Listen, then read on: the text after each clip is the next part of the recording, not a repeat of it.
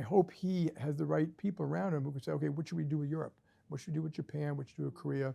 And I think the sooner they come up with what I call agreements in principle, because they're not going to be able to negotiate a deal, around what makes sense. You could say, for example, with Europe, you need more military equipment, yes. More LNG, yes.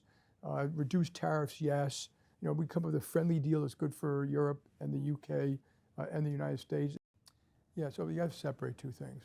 So you never know the future. So if you're a business person, there might be a chance for recession.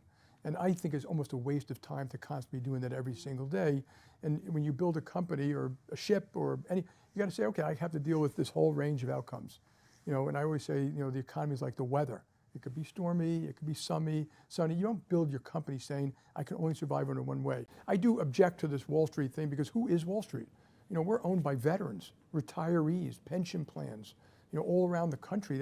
That's who I represent. And so when you say Wall Street, including all these investors, are you including the institutional investors who represent the veterans and the unions and the CalPERS and CalSTRS? So I'm saying it's symbiotic. Every time a big company makes a plant that hires 5,000 people, it hires 20, usually outside of that plant, of 20,000 people that appear in small business.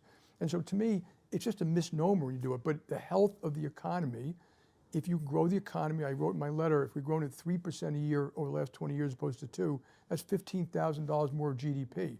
That would have lifted up all of society. And very importantly, the lower income side. And that's what people forget.